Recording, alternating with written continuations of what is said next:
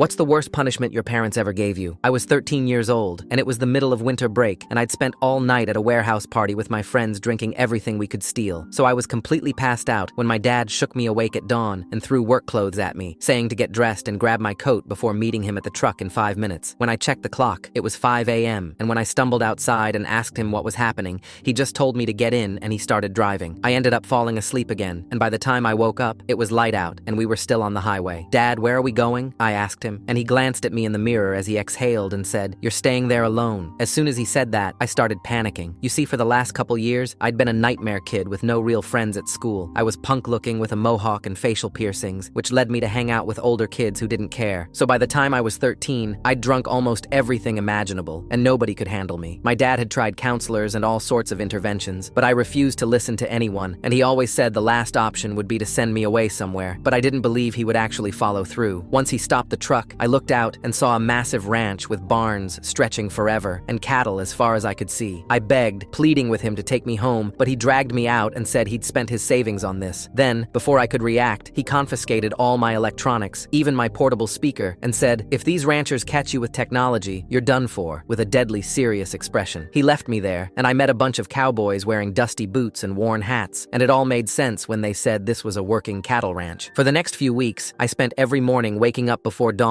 to feed the cattle before fixing fences all day. I'd come back inside sunburned and covered in cuts, but they dismissed it saying, "You'll toughen up." I told them I couldn't eat red meat because I was vegetarian, but they scoffed, saying that was nonsense for city kids, and served me steak every meal. I'd spend half my time running to the outhouse. They made me shave my mohawk and my piercings healed over, and the worst part is, I had to comply because the foreman kept that shotgun within reach. I was ready to run away, but 3 months later my dad came to get me with a satisfied look, thinking I was reformed. Oh, I was reformed all right, ready to be a bigger terror than before.